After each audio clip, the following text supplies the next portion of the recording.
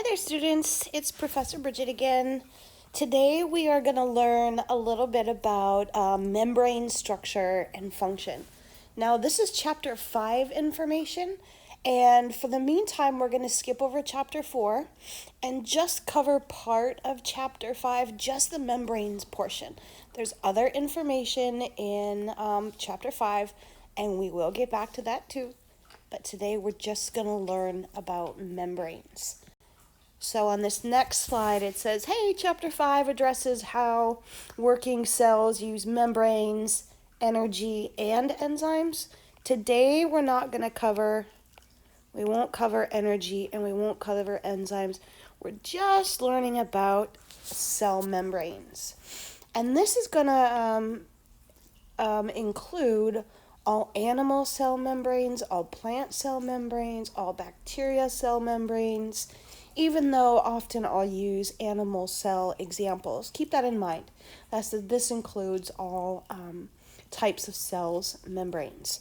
So one of the first things I kind of want to mention to you here is this is the generic cell shape that you'll see drawn in most biology textbooks, that it's round and it's got these strangely shaped structures on the inside. And remember in the very first lecture, I showed you a few different types of cells that didn't have this shape at all. But this is kind of the easiest shape to learn on, this round cellular shape.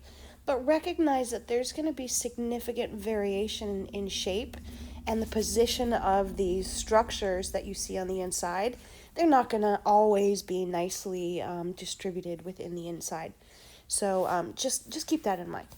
So when we're learning about membranes, what we're really talking about are these capsules that surround either the entire cell itself. So where I'm drawing these lines, that's the cell membrane. But each one of these, or I shouldn't say each one, many of the organelles, the little organs on the inside, not these ones, this one and this one, are going to have membranes surrounding them too. Remember that in eukaryotic cells that they have what we call membrane-bound organelles. An organelle is a little organ. And membrane-bound just means that those little organs on the inside are also surrounded by a membrane. Not every single organelle inside of the cell is surrounded by a membrane, but many are. So when we're learning about membranes today, I want you to keep in mind that we're not just talking about the membrane that surrounds the entire cell. We're also talking about membranes that surround the organelles too. Horrible, you know that. So remember that these organelles have their own membrane. Or I shouldn't say all, I apologize. Not all of the organelles have membranes, but most of them do. And so because these organelles have membranes, these organelles are able to compartmentalize chemical reactions. So certain chemical reactions can occur all by themselves inside of these molecules, and then outside of the organelles in this fluid part of the cell, other chemical reactions can occur. So essentially those membranes. Let's get started. A little bit of review. So last week we learned about the major macromolecules or biomolecules. And one of those major macromolecules was lipids, and more specifically, phospholipids. And if you recall the structure of a phospholipid, there is a glycerol molecule here, and then you'll have two fatty acid chains. One here, and then one here. This is what makes up all cell membranes. All cell membranes are made of phospholipids. In fact, we call it a phospholipid bilayer, and I'll show you this in another picture in a second. But these are the main component of all cell membranes. The membrane that encloses the cell itself, but also the membranes that enclose the organelles. And remember that we learned also last week that the glycerol portion, or the head, the head of the molecule, sorry, I'm not sure why this is moving around so much. The head of that phospholipid is going to be hydrophilic. And remember, that means water-loving. And then the tails are what we call hydrophobic. Water will be nice. We'll just say disliking rather than hating, right? And so one of the other things that we see also is this little kink in the tail. See how it's not straight like this fatty acid tail is? Those tails, let me go to the next cell because my drawings those kinks in those tails help to prevent the phospholipids from getting too close together. So they can't pack so tightly together that they create a solid membrane. It keeps those membranes in liquid form. And that's really important because things need to travel into the cell and need to be able to leave the cell. So you wouldn't want to have a complete, let's say, concrete barrier around the cell, then nothing can leave and nothing can come in. So it's the kinks in those tails that keep the phospholipids far enough apart to keep the membranes in a semi-liquid form. Not so solid that things can't pass through, but not so fluid that it kind of, the membrane just kind of disintegrates, right? One of the things that we find in animal cell membranes are molecules of cholesterol. We learned about cholesterol last week. Cholesterol helps to stabilize membranes when it gets a little warmer, and it also helps to keep the membranes fluid at lower temperatures. So cholesterol is absolutely vital to maintaining a working membrane. We often think of cholesterol as being something bad, and in many cases, some types of cholesterol are bad if you have too much of them that build up in your blood. But as far as your individual cells go, cholesterol is really important. Look at the big centralizations. Let's have a look at just a really simple representation of the cell membrane, of what we call the phospholipid. So it's made of phospholipids, right? And we call it a bilayer. And bi means two. So there are two layers of phospholipids that come together with their hydrophobic tails facing one another. So here is one layer of phospholipids, and then below that is another layer of phospholipids. And you can see how their tails are lined up or facing one another. And remember that this membrane is found around the cell and around all of the organelles. And it's kept in a semi-fluid state so that molecules, let me get a different pen out, so that molecules can pass through. Let's say oxygen, for example. Oxygen is required for many living things. Oxygen needs to go from outside of the cell to inside of the cell, right? So think about all of your living cells right now. They require oxygen.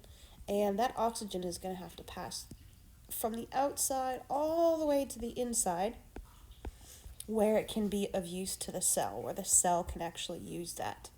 And on the other hand, for instance, carbon dioxide, at least in most animals, we can't allow that to build up inside of the cell. That's considered a waste product. So carbon dioxide is going to have to leave the cell. It's going to have to diffuse outside of the cell and make its way into the external environment. So a phospholipid bilayer is perfect to allow for transport of materials across this membrane and within this. So transport of materials across that membrane is one function of biological membranes, or membranes we find in living organisms. But another function of membranes is they keep unwanted or unnecessary or harmful substances out of the cell. And this is, I guess, somewhat relevant. There is a So normally, let's think about the cells that line your respiratory tract, your trachea, your lungs. Those are complete cells with biological membranes around them, with these phospholipid bilayers. And in a minute, we're going to talk about receptors, proteins that are embedded in the membrane. But I want to tell you that, let's say coronavirus, for instance. It is this little package. It doesn't have a cell membrane. It has a layer of lipids, but viruses aren't living things. They're different, so they do have some anomalies to them. But they have some little spike proteins. Maybe you've seen this on the news if you've ever watched somebody explain what the coronavirus looks like. And this is a horrible rendering of it, but you get the idea. Normally, these viral particles would not be able to enter a living cell. But what coronavirus is able to do, let's say that this is a lung cell right here, and it does have that phospholipid bilayer. And within that bilayer, there are proteins. Like in all cells, right? There's going to be proteins embedded in that membrane. And one of those proteins is called the ACE2 receptor. And what will happen, the way that this virus gets into the cell, because normally it's kept out, right? Because that's the function of a cell membrane. What these receptors on coronavirus do is they kind of dock, or they bind with these receptors here. And then that allows the coronavirus to make its way into it. Causes a change in the human cell that causes the cell to be like, oh yeah, you're okay, you can come in, and it takes in this particle inside of the cell, and then the coronavirus itself then starts using the organelles on the inside of the human cell, for example, to make more viral particles. So normally, bacteria, viruses, wouldn't be able to enter our cells because of that phospholipid bilayer. That's one of the functions of it. But bacteria and viruses have found ways into the cell despite that phospholipid bilayer, this being just one example. As I mentioned a couple minutes ago, the cells are going to contain receptors, and they're mostly proteins. So, like I was drawing earlier, I just drew one type of receptor, but there are thousands of different types of receptors. And the type of receptor that you'll find in a membrane will vary depending on the type of cell. But let's just say that's one protein receptor right there. There also will be channels within the membrane, spaces, open channels, like open doors into a stadium that are going to allow for certain molecules to pass through while not allowing for other molecules to pass through. So imagine these open channels here in the cell that are specific to certain molecules. And then lastly, cell membranes are going to separate processes carried out within individual organelles. Let's go back. It's really just a way to organize the cell, right? So here is a view of a phospholipid bilayer, a cell membrane.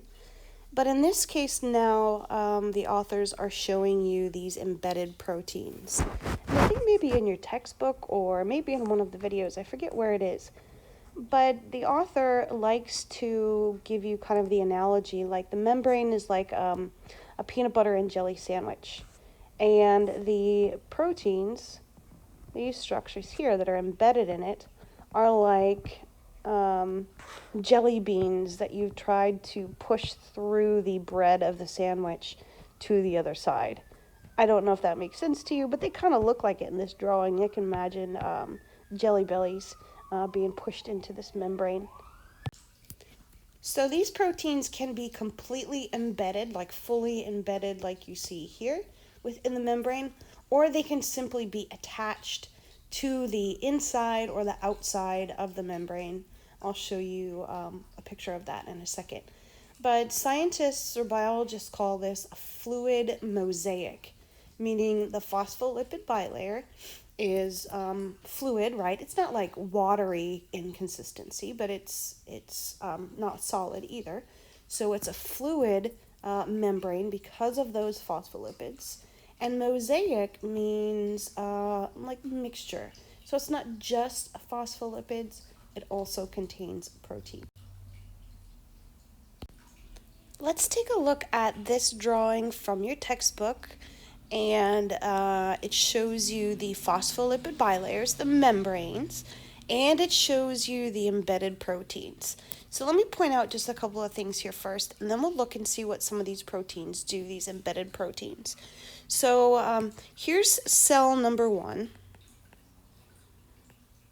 And here on the bottom is cell number 2. So you have an idea sort of what you're looking at. This space in between is what we call extracellular matrix. That means everything outside of the cell. So this is inside cell 1 and this is inside cell 2. Then that makes this the phospholipid bilayer of cell number 2, and then this becomes, or is, not becomes, this is the phospholipid bilayer of cell number 1. And the structures you see outlined in purple, those are the proteins. So one of the things I want you guys to just real quickly note is that check out these proteins. They're all different shapes. You've got one that kind of looks like a jelly bean, one that kind of looks like an exclamation point, one that looks like, I don't know what that looks like. You guys can, I don't know, it looks like a little standing mirror, maybe. This protein looks like a little bit more like a channel. And the reason I mention this is remember that relationship between structure and function. That structure and function are related. So when molecules have a slightly different structure, they carry out a slightly different function. And so the authors here are drawing in different shapes of these proteins just to remind you that these proteins, because their structure is different, they're going to do different things embedded in the membrane. So that's what we're going to learn about now. But let me erase some of this so it's not so busy here. It was already busy prior to me drawing on it, so.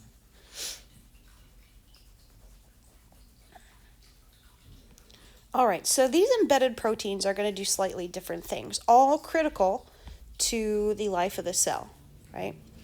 So we're going to go from left to right looking at these proteins. We'll start with cell number 2, the one on the bottom first, and we'll just have a look and see what these functions are, okay? So first up, these cells can act as anchors for the cell itself to the extracellular matrix. Let me show you what I mean. So these are proteins inside of the cell, these squiggly orange lines. They're proteins that we'll learn about later on in the semester.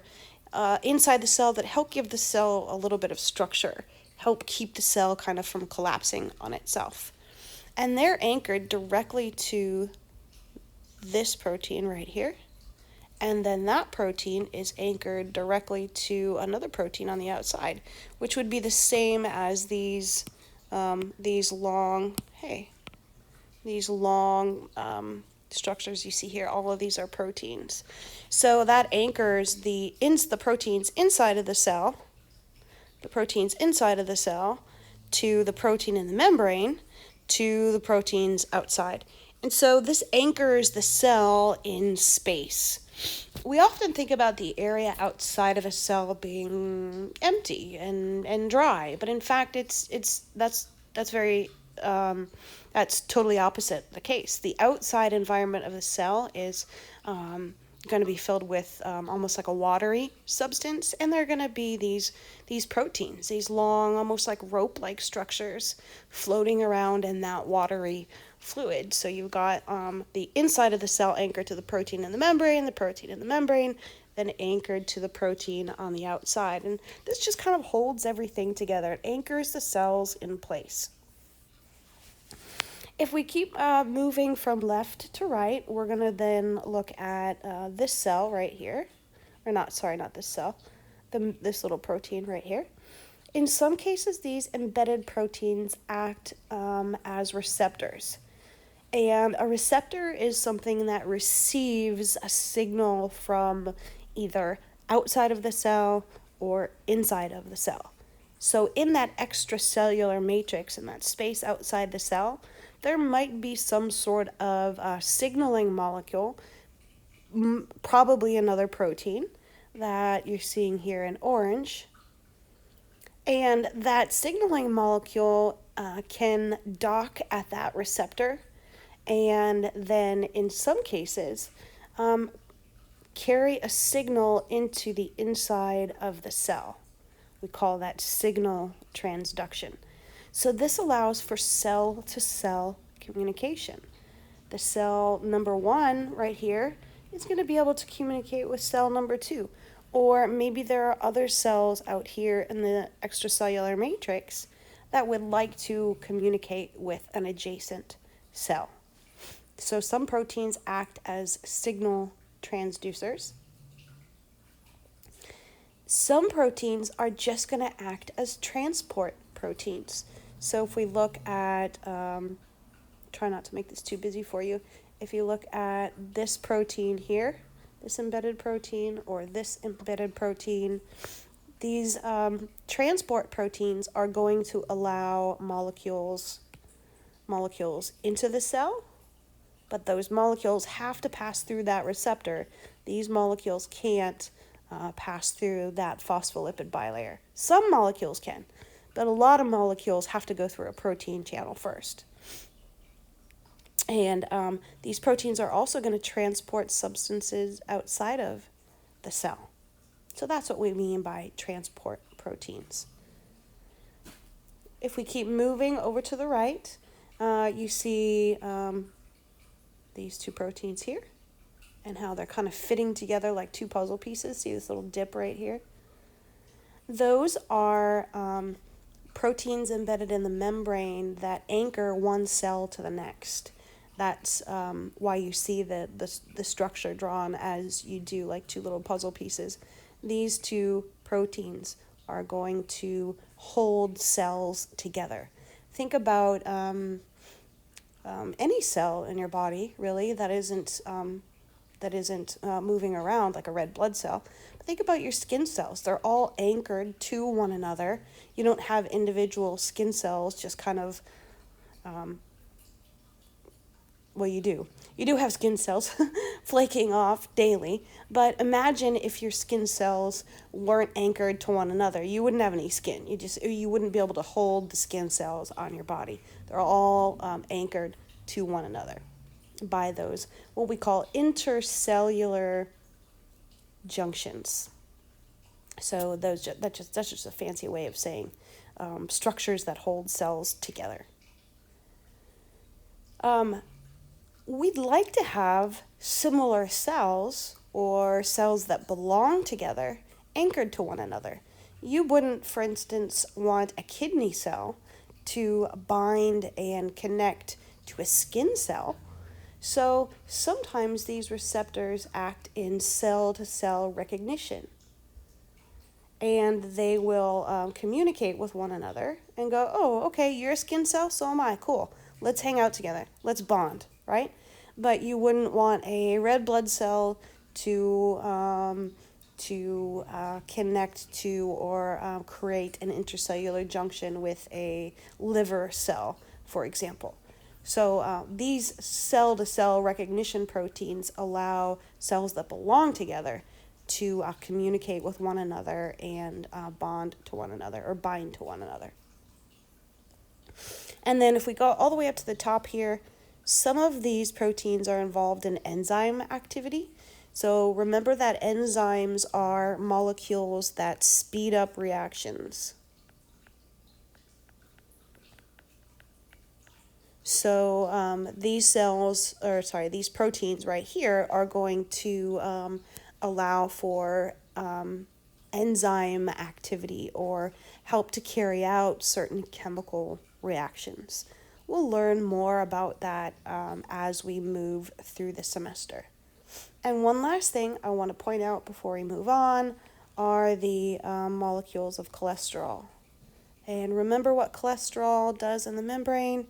It keeps that membrane fluid at colder temperatures. Fluid at colder temperatures. And prevents it from kind of disintegrating and falling apart at much warmer temperatures. I'm going to show you an example here of cells that are kind of floating around in this extracellular matrix that I was talking about. This picture right here, let's pretend that this is a collagen fiber, for instance. Here's that collagen fiber, right? And those collagen fibers are going to be anchored to the cells via the cell membrane. So that's just an example. You're not going to get areolar. Back to just an example. I'm not going to ask you to know that picture of that tissue for the test.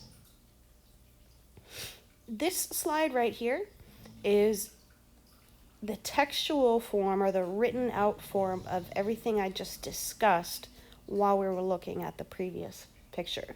So I won't read this to you. You guys can read this. It just kind of helps you to organize the things in your brain. And also I want to note there is an Amoeba Sisters handout for cell membranes and for transport of substances across membranes. And transporting substances across membranes is going to be the focus of the remaining part of this lecture and part 2 of this lecture. So that's what we're moving to now. We've looked at the structure of the membrane, and now we're going to see how it functions. How does it allow for passage of materials through it from outside the cell to inside and inside to sit on this. So this is a picture of what we call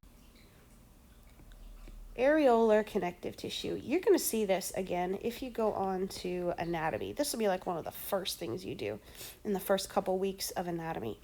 And let me circle some of the cells. Here's a cell, here's another type of cell, another cell, and then these lines that you see labeled, I'll just outline one here for you. This is a protein, and it's a collagen protein. It's one individual collagen fiber, right? And then you also see these thinner ones. These are called elastic fibers. And they're part of the extracellular matrix. And what you see in white back here, kind of this background substance, that wouldn't be empty space. That's not air. That's going to be kind of like a, what consistency? Kind of has this consistency of syrup. And so you see the cells kind of floating around in this syrupy fluid, but also within that syrupy fluid you have those fibers. And those fibers, you can't see it here, but these fibers would be anchored to these cells. And that's going to hold those cells in place. So it kind of makes this network or this mesh work. So let's get there. So before we move on to the specific ways in which substances are transported across the membrane, let me just introduce to you the two main ways that we classify how substances are passed across the membrane. So the first one we're going to cover is what we call passive transport. In passive transport, there's no energy required. So it doesn't require any energy on the part of the cell, It's completely passive. And then there is what we call active transport. And active transport, as you might expect, energy is required. And energy is going to be required in the form of a high energy molecule called ATP. We haven't really learned about ATP, but it's a molecule, and that's short for adenosine triphosphate. And this is the form of energy that all cells need to use. You require ATP in every single one of your cells right now. That's why you eat food, you consume food, your body transforms that cheeseburger or that quinoa or that salad that you ate into molecules of ATP, this high energy molecule that your cells can use to carry out work. So the two ways in which molecules get transported across the membrane are through passive transport, no ATP required, and active transport where there is ATP required, energy is required. So we're going to learn about passive transport first, and then we'll move on to active transport. So passive transport is where molecules diffuse across a membrane. And let me just define that word diffuse for you, and I'll give you a couple of examples. Diffusion is the movement of particles, or the tendency of particles to spread out evenly in an available space. And so I kind of liken this to a crowded room or a crowded classroom, and I see this especially on the first day of class. I see students not all clumping together, all 26 students at one table in the front of the room. Students will space themselves out evenly in the classroom. Molecules tend to do this. Molecules in the air around you, molecules inside the cell and outside the cell, they would really like to be in what we call equilibrium, spread out evenly between the inside of the cell and the outside of the cell. So essentially, when we have diffusion occurring, particles are moving from an area of high concentration to an area of low concentration. So imagine this. You walk into class, a very small classroom on the first day of class, and there are 500 people shoved into that classroom, and no people outside, no people in the hallway outside. Your tendency would be to, especially when class is over, you would diffuse out of the classroom into the hallway until eventually there would be maybe an equal number of people inside the class and an equal number of people outside of the class. So molecules do this too. Imagine spraying air freshener in one room, and that air freshener in that can is highly concentrated. The molecules that create that smell are highly concentrated.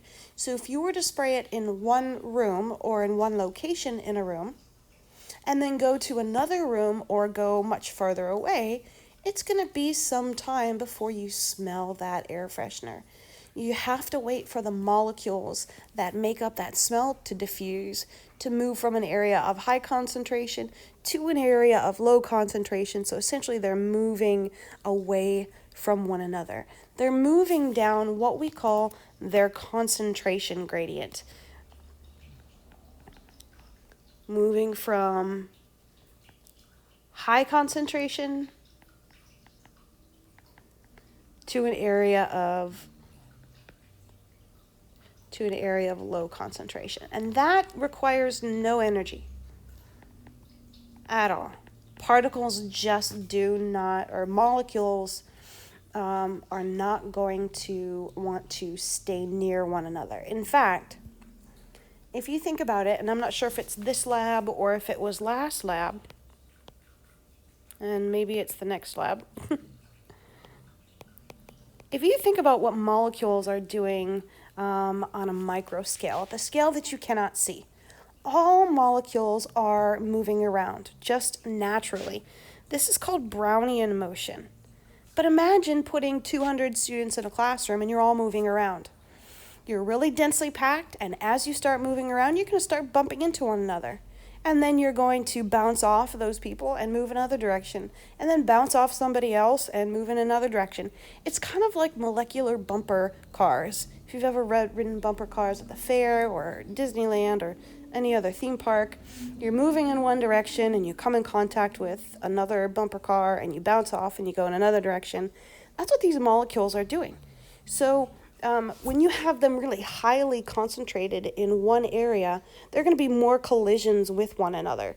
It would be like having a whole bunch of bumper cars, like right at the beginning before you start driving, right? And there are a whole lot of collisions at first. And then as those molecules collide with one another, they bounce off and they become more evenly distributed.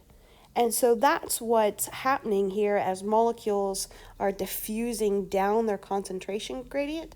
They're having more collisions with one another, they're bouncing off, and they're getting further away from one another, eventually reaching what we call equilibrium, where they're equally spread out, where the concentration of particles in a given area is the same throughout.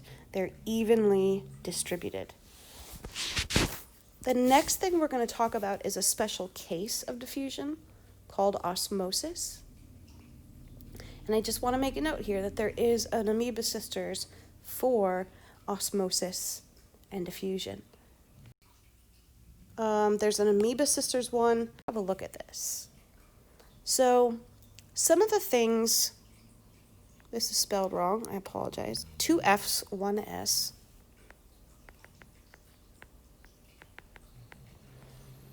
So some of the factors that contribute to the rate of diffusion, the rate at which molecules are spreading out or moving from an area of high concentration to an area of low concentration. One of the things that affects that rate, how fast these molecules move from an area of high concentration to an area of low concentration, is going to be the concentration gradient. So I'll use green. Let's say you have a whole bunch of molecules really highly concentrated in one area. They're really eager to get away from one another.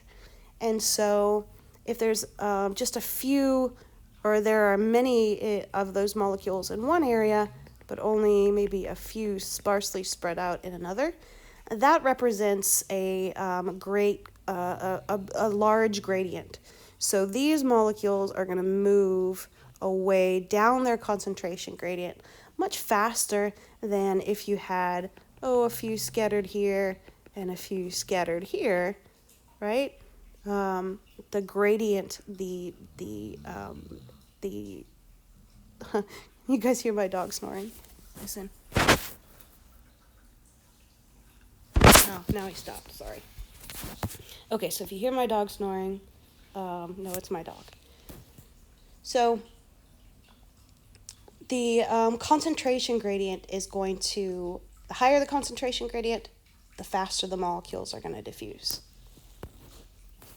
Also the size and the mass of molecules, or ions, they don't have to be complete molecules, they could be just ions like calcium or hydrogen ions or chloride ions. They don't have to be larger molecules like sodium chloride. So the size and the mass of the molecules or ions is going to affect the rate of diffusion. Smaller molecules are going to diffuse a lot faster, move faster than larger molecules. And then next up is temperature. Temperature is a big one because a temperature of a solution, or the temperature, it doesn't, when I say solution, sometimes you want to think like, water or something dissolved in water. Not always. We can use air. Air is a solution. There's water in the air, although you don't really consider it a solution, not typically, but there are water molecules in the air, and there are particles like carbon monoxide, carbon dioxide, nitrogen, oxygen, those types of things. The temperature of the solution will also affect the rate of diffusion. So as temperature increases, molecules start moving faster and faster. And as they move faster, they're going to have more collisions with nearby molecules. And they're going to bounce off, and they're going to bounce off with greater force and get further away faster. So as the temperature of a solution increases, molecules and ions move a whole lot faster. And the reverse is true. As temperature decreases, molecules and ions move much slower because they're not having as many collisions with one another. And then lastly, the density of the solution or the medium. Doesn't have to be necessarily, again, a solution that you might think of as liquid. There are many types of solutions. But a denser medium, a thicker medium, causes these molecules to diffuse slower. So think of a thin medium being something like air, right? And molecules passing through air. Let's say, again, let's use the air freshener example again. So you spray air freshener at one side of the room, and it might take a couple of seconds or maybe 30 seconds for you to smell those molecules on the other side of the room. Now imagine spraying air freshener you obviously wouldn't do this, but spraying air freshener in syrup, for example, or in some really thick medium. Now those molecules are going to diffuse. They are going to move through that syrupy liquid, but they're going to do so a whole lot slower because that syrup is a whole lot more dense. Okay, this is something that you will study quite intensely when you ultimately get to physiology. For those of you that are going on to nursing school or going on to other science classes. And one of the things I just looked at again, and I can't believe I did this, shame on me, I spelled diffusion wrong again. I corrected it properly, but then when I wrote it out, I spelled it wrong. I know how to spell diffusion. There we go. That looks a whole lot better. Okay, so those are the four main factors that affect the rate of diffusion. Keep those in mind. They're really important. You'll use these things to help you carry out a lab in the future. If you're going on into anatomy and physiology, these four concepts are going to be some really fundamental concepts that you should know. And also, so diffusion, because we've got these molecules naturally moving from an area of high concentration to an area of low concentration, this diffusion requires no energy investment, no ATP required, no energy on the part of the cell required. Diffusion across a cell membrane doesn't require energy. So if I were to just draw a block, let's just draw the cell membrane, and I'll just draw it as a thick block right here. Let's say that's the cell membrane, and you've got a bunch of oxygen molecules at high concentration on the outside of the membrane, and maybe just a couple on the inside of the membrane. Naturally, oxygen is going to want to move from an area of high concentration to an area of low concentration. Oxygen is going to want to move across that membrane from an area of high concentration to an area of low concentration until there are equal oxygen molecules on either side. This is just hypothetical. And at that point, it would reach equilibrium. The molecules would reach equilibrium. And this is called passive transport. No ATP required. Okay? The concentration gradient, the difference between the amount of oxygen on one side and the amount of oxygen on the other side, represents what we call potential energy. This is something that we'll learn about in another lecture. But it represents energy for diffusion. Just having that membrane separating high concentration of oxygen molecules from a low concentration of molecules sets up this gradient, sets up a barrier there that creates high concentration on one side, low concentration on the other.